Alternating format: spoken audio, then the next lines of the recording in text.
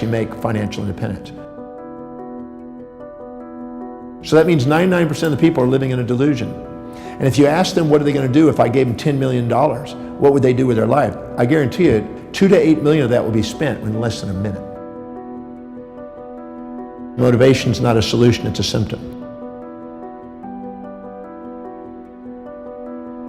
Well, I think that the first step is to dissolve your own shames and guilts and reasons why you don't deserve. Because a lot of people are sitting there beating themselves up. Anytime you set goals that are not aligned with your highest values and you then don't achieve because you give up on them, then you end up beating yourself up and think there's something wrong with you. Well, first of all, you want to find out whatever you've done in your life, how it served you, how it served others, and clear out any shame and guilt. Then you want to sit down and ask, what is it that you're really going to do? Because you're not going to get wealthy unless you're serving people. And if you're not dedicated to serving people, you have a fantasy called wealth. You need to make sure that you really have a value on serving people. You need to have a value on wealth, because if you don't really have a value on wealth, you'll spend it. If you have more of a value on spending it than saving it and investing it, it's going to keep going out the window. Because the money circulates through the economy from those who value it least to those who value it most over time. So you have to value wealth building more than spending. You have to value serving people more than just taking. And you have to be able to be dedicated to something that's really congruent with your values, or you won't stay with it. You won't build momentum and perseverance towards an accomplishment. And people who have a forced automatic savings in place and are willing to consistently study and research because they value wealth building. Warren Buffett was by the time he was 11, he already read all the books in the Omaha, Nebraska library on wealth building by the age of 11. He was committed to the outcome. People are really committed to wealth building. They study it, they research it, they mentor under it, they apply it, they have forced savings and investment structures in place. They constantly are trying to serve people, and they want to build a business that lasts. What happens is every human being lives by a set of priorities, a set of values, things that are most important to least important in their life. Whenever they set goals that are congruent and aligned with their highest values, they become the most powerful and effective people they can be. This is when they're the most grateful, the most resilient. This is when they're most disciplined and most fulfilled in their life. Whenever they're living by lower values and trying to inject the values of others or minimize themselves and live by lower value systems, they procrastinate, hesitate, frustrate, and they become, you might say, victims of their history, not masters of their destiny. So you look at how people fill their space. You look at how they spend their time. You look at what they are disciplined about and focused on. You look at where they're most organized. You look at where they spend the most money. You look at what energizes them the most. You look at what they think about, visualize, affirm, and converse with others about most that is in line with what they're creating in life. Look at what they're inspired by, what their goals are, and what they love learning. If you look and find the common threads to those questions, it'll narrow down to what you're dedicated to and what you spontaneously can't wait to get up in the morning and do. Any individual that is setting goals, intentions, that are congruent and aligned with the highest values, they have the highest probability of being spontaneously inspired in the morning to get up and do it.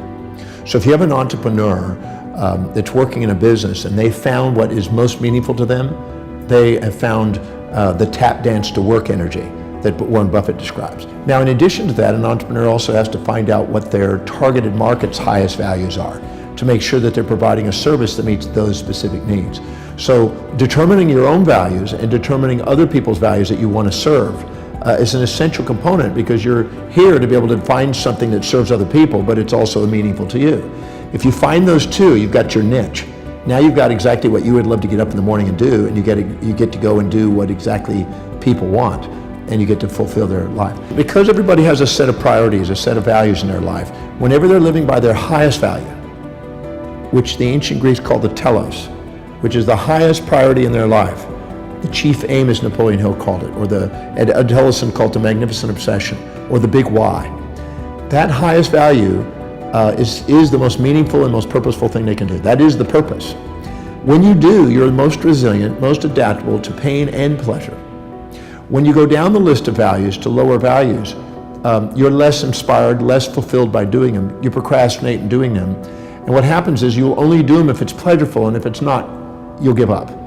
So the key is to make sure that everything you do is highest priority, the thing that's most meaningful to you, so you don't give up, you have the resilience, and you embrace pain and pleasure in the pursuit of a great purpose. If you are not living by your highest values, because you're wanting to do it with pleasure only and you'll want to give up if it's pain, you'll need motivation all the time. The difference between inspiration, which is from within, is people who are inspired from within are living by their highest values.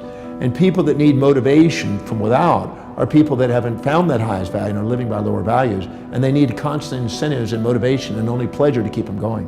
So our animal nature needs motivation, but our truest nature, our human nature, the one that activates the telencephalon in the brain, the executive centers of the brain, which allows you to be an executive and a leader in the world, transcends this pain, pleasure, amygdala reaction of the lower animal and within us, and allows us to function from an inner core mission that transcends that and allows us to be able to embrace pain, pleasure, support, challenge, ease, difficulties. Any complementary pair of opposites that you face along the way, you turn into on the way. If you're expecting to float across between two buildings, that's unrealistic expectation. Or if you're expecting yourself to do something that's truly not high on your values and not meaningful to you, you'll tend to give up. Or expecting some other human being to do something that doesn't abide by the laws of the universe, or expecting them to live outside their values. Because every human being makes decisions according to what will give them the greatest advantage over disadvantage, greatest reward over risk to their highest values.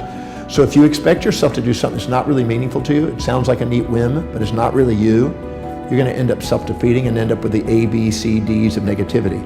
Internal anger and aggression, internal blame and feelings of betrayal, internal criticism and challenge, internal despondency, despair, and depression. And these A, B, C, Ds of negativity that you internally have, which some people call negative self-talk and negative self-behavior, is actually a feedback mechanism to make sure we're setting realistic expectations that are aligned with our real values. And we know that it's real if we can see it in our mind's eye, we see the strategy, we know the action steps, and it's obtainable. Now, those are the keys. When you do, you have a realistic expectation, you keep showing effort and evidence of manifesting what you want to manifest. The wisest thing to do is start with simple goals that you achieve and train yourself to do what you say. If you train yourself to do what you say, your piggy banks become biggie banks. Your little action steps become big dreams. And if you live congruently with your highest values, you have the highest probability of achievement, and you won't give up on your goals. So if you set goals that are congruent, that are truly meaningful to you, and you start chunking them down into small enough bites, so you just keep doing things and keep rewarding yourself by accomplishing immediate steps, you'll end up manifesting things because you just strategize your way into the bigger game. So I always say that if you chunk the big project down into small bites and then down to everything that's within a time horizon and within your vision to see and do, you'll get it. You just stay with it long enough.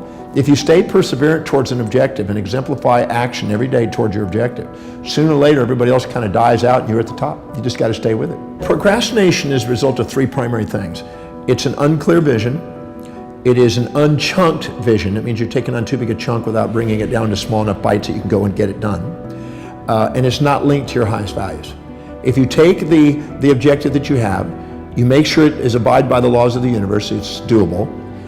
You make sure it really matches your highest values so it's linked. And the way you know that is if you can rattle off the reasons why you can do it and how it will help you fulfill your mission fluently. But if you're fluent, you're congruent. Then you basically make sure it's chunked down into small action steps you can do, and you micromanage until you've proven you can macromanage.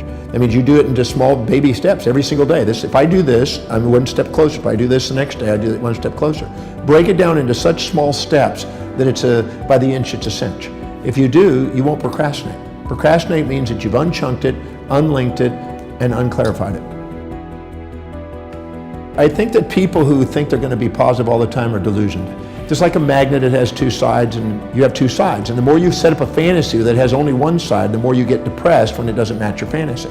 So I'm a realistic guy that sets real goals in real time with a balanced orientation, and I accomplish more by doing it than setting up fantasies and then having nightmares. The real principle behind the law of attraction is not really metaphysical, as some would like to propose. If you're a woman and you're dedicated to children and you have 3 beautiful children and you walk in a mall, you're going to notice things related to children. You're not going to notice business materials. But if you're an entrepreneur and you're walking in a mall, you're going to notice business things. You're not going to notice children's things. So that means that whatever's most important to you, whatever's highest on your value, whatever your real purpose and most inspiration is, you're going to filter out of your reality. You're going to see opportunities. You're going to make decisions quicker because you got more awareness, and you're going to stick to them with more perseverance in that area, and you're going to see more synchronicities. So a lot of the secret is simply those things that occur spontaneously when you're congruent with your highest values. So if a person will set goals that are congruent and aligned and chunk them down and follow those actions and prioritize it and delegate that, they have amazing synchronicities, and their vision and their affirmations and their things become congruent, and in that congruency they create their reality. So I'm a believer that it's not as much metaphysical as it is axiological. It is based on human value systems.